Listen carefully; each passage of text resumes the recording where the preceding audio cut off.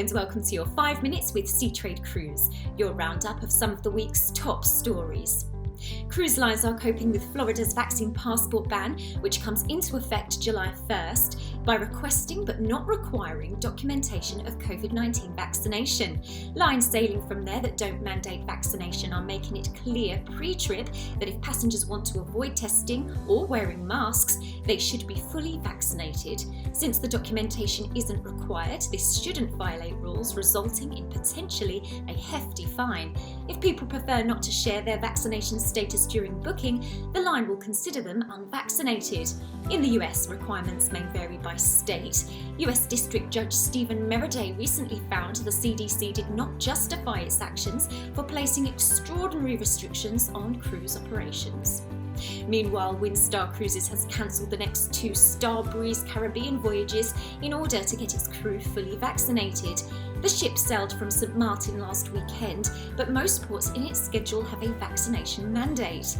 Winstar said there are 177 crew on Starbreeze, a handful vaccinated.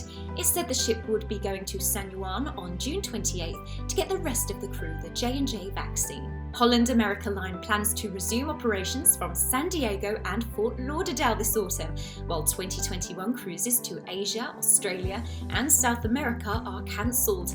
From San Diego, the line will offer cruises to Mexico, Hawaii and along the California coast. 4 ships will sail the Caribbean round trip to Fort Lauderdale. New Amsterdam will sail 24 cruises to the Eastern, Western and Southern Caribbean. Rotterdam kicks off its maiden season in the Caribbean with 22 cruises. Eurodam's 15 cruises include a dozen Panama Canal sailings. New Statendam will sail 15 voyages throughout the Caribbean. Travellers may explore ports independently or on ship-sponsored tours.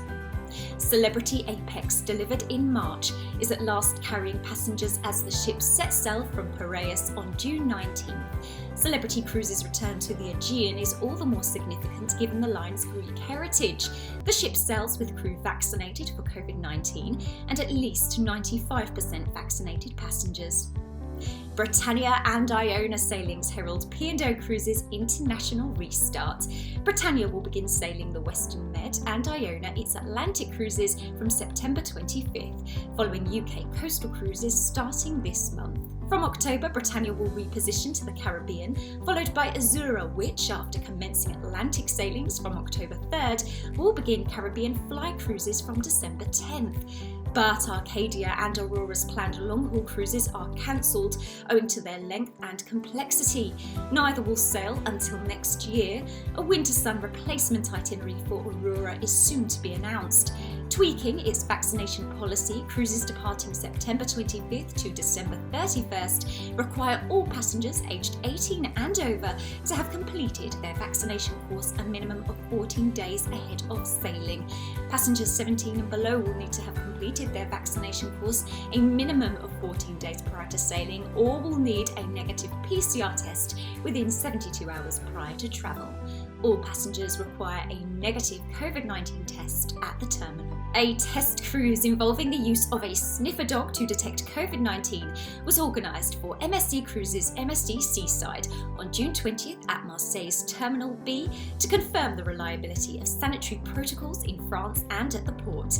A similar test will take place June 27th ahead of the country's official ports reopening on June 30th. All passengers were required to submit to an antigen test before boarding, with results back in 15 minutes. Sniffer dogs, proven capable of detecting people infected with COVID-19 with a 97% accuracy rate, have already been trialled for some time in Marseille at the ferry disembarkation terminal. Patrick Pourbet, General Manager, France, Belgium and Luxembourg, MSC Cruises, said everything went perfectly, likening the measures to those at Genoa. Some 339 French passengers were on board. MSC Seaside resumed operations in early May with weekly Western Mediterranean itineraries from Genoa.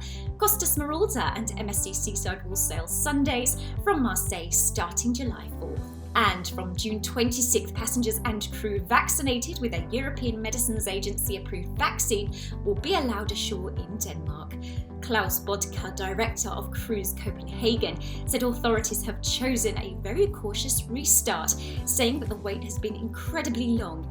He added that hopefully it will not be too long before Denmark can welcome non-vaccinated cruise passengers too. That's all for now. Thank you for watching.